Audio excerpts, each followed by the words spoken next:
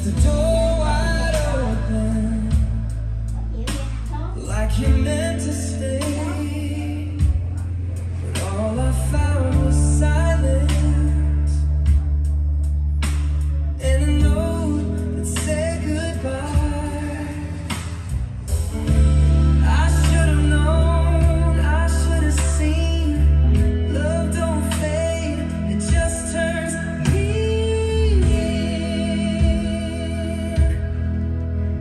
You left with the rain, you left with the cold,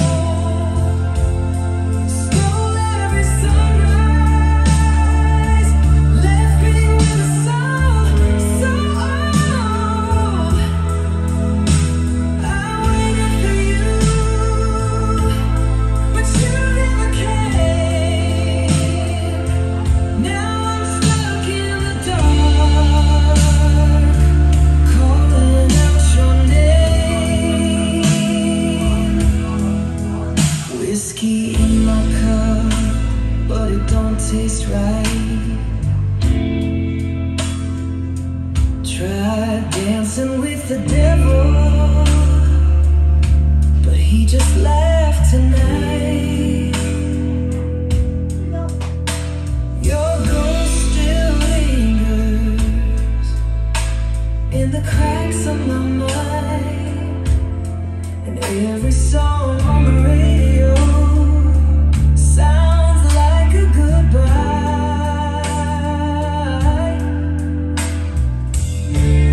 I should have known, I should have run. Love ain't love when it leaves you numb.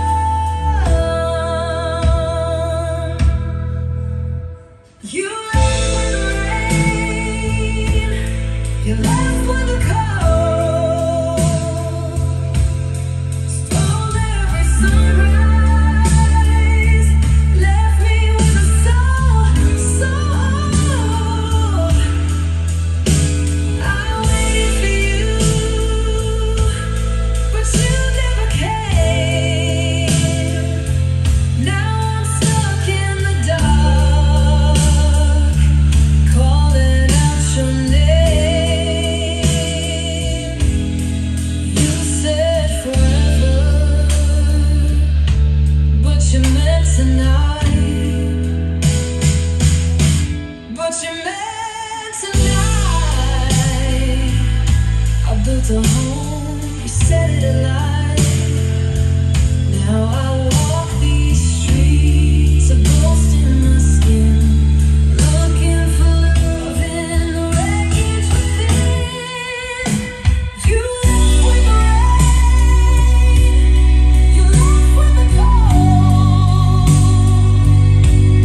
stole every sunrise, left me with a soul so old. I waited for you,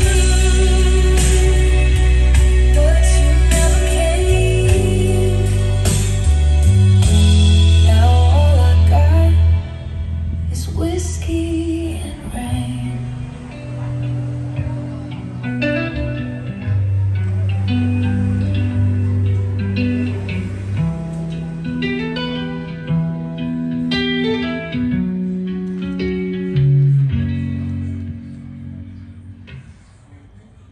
Nào, cái gì không?